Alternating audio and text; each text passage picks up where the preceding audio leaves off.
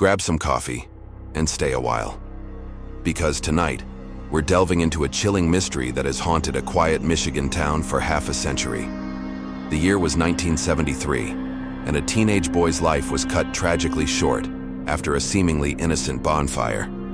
By morning, his body lay buried in the sand dunes, a grim discovery that would spark decades of whispers and speculation.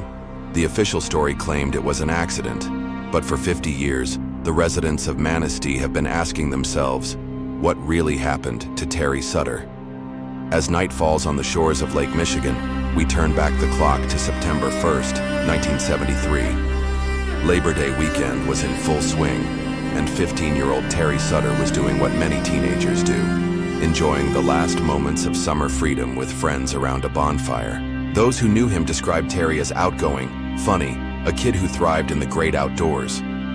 But as the flames dwindled and midnight passed, something went terribly wrong. Terry vanished into the darkness, leaving behind a mystery that would haunt this community for generations.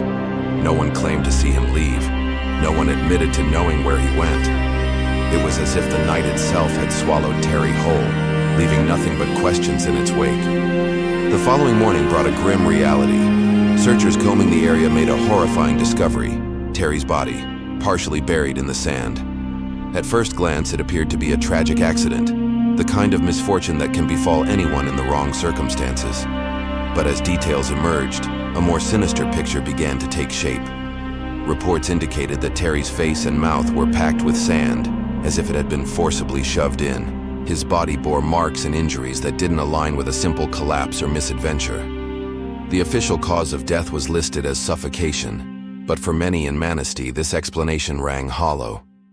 Too many pieces didn't fit the puzzle of an accidental death. As news of Terry's fate spread through the town, authorities moved quickly to close the case. The investigation, if it could be called that, was brief and perfunctory. There was little evidence, no suspects were named, and few probing questions were asked. It was as if there was a collective desire to sweep this tragedy under the rug, to let sleeping dogs lie. But small towns have long memories, and Manistee was no exception.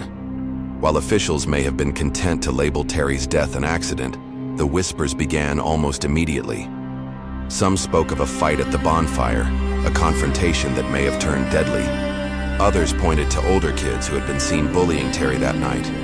And then there were the darker rumors, whispers of a cover-up, of certain names being protected, of powerful families closing ranks to shield their own. These weren't just idle gossip. They were the desperate attempts of a community trying to make sense of a senseless tragedy, to find some explanation for why a young life had been cut so brutally short. If the circumstances of Terry's death weren't haunting enough, what followed in the years after would add an even more disturbing chapter to this already unsettling tale. Terry's final resting place became the target of repeated acts of vandalism. His headstone was smashed multiple times. Flowers and mementos left by grieving family members were destroyed. To many locals, this went beyond simple teenage cruelty or random acts of desecration. There was a persistence to these attacks, a deliberate quality that sent chills down the spines of those who noticed. It raised an unsettling question. Was someone trying to keep Terry's story buried? Were these acts of vandalism attempts to intimidate, to silence, to ensure that whatever secrets lay beneath the sand would never come to light? For decades, Terry Sutter's case sat in a kind of limbo. There was no reinvestigation, no new leads pursued, no suspects brought forward for questioning. On the surface, it seemed as if Manistee had moved on, accepting the official explanation and trying to put this dark chapter behind them. But beneath that veneer of normalcy, the whispers continued. In quiet conversations, in meaningful glances, in the way some people still avoided certain topics or certain names, it was clear that the memory of the boy in the dunes had never truly faded. Families don't forget. Mysteries don't stay buried forever. And sometimes, all it takes is a fresh perspective to breathe new life into a cold case. In 2025, true crime podcaster Ashley Flowers, known for her work on the popular show Crime Junkie, stumbled upon Terry's story. Intrigued by the inconsistencies and the lingering questions, she decided to shine a spotlight on this long-forgotten case. The impact was immediate and far-reaching. Suddenly, Terry Sutter's name was on everyone's lips again. Social media buzzed with theories and speculation. Local interest, which had never truly died, roared back to life with renewed vigor. People who had stayed silent for years, whether out of fear or a misguided sense of loyalty, began to speak up. Old wounds were reopened, but with them came the possibility of finally finding answers. The question that had lurked in the shadows for half a century was finally being asked out loud. Was Terry Sutter murdered? As interest in the case surged, several theories emerged, each with its own supporters and detractors. Theory 1. It was, as originally claimed, a tragic accident. Proponents argue that Terry, perhaps disoriented or under the influence, wandered off into the dunes and succumbed to the elements. But critics point to the unusual detail of sand packed in his mouth, something that doesn't typically occur in accidental suffocation cases. Theory 2. Foul play was involved. This could have stemmed from a fight at the bonfire, an incident of bullying gone too far, or something more sinister. Some speculate that Terry may have witnessed or known something he shouldn't have, and was silenced as a result. Theory 3. There was a cover-up. This theory suggests that Terry's death was too close to people the town wanted to protect. It would explain the rushed investigation, the quick ruling of accidental death, and the persistent attempts to vandalize his grave over the years. Each theory raises its own set of questions, but perhaps the most perplexing is this.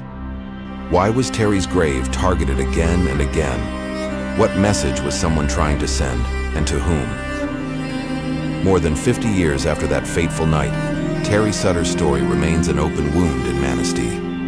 His family has never stopped pushing for answers, their determination a testament to the enduring power of love and the human need for closure.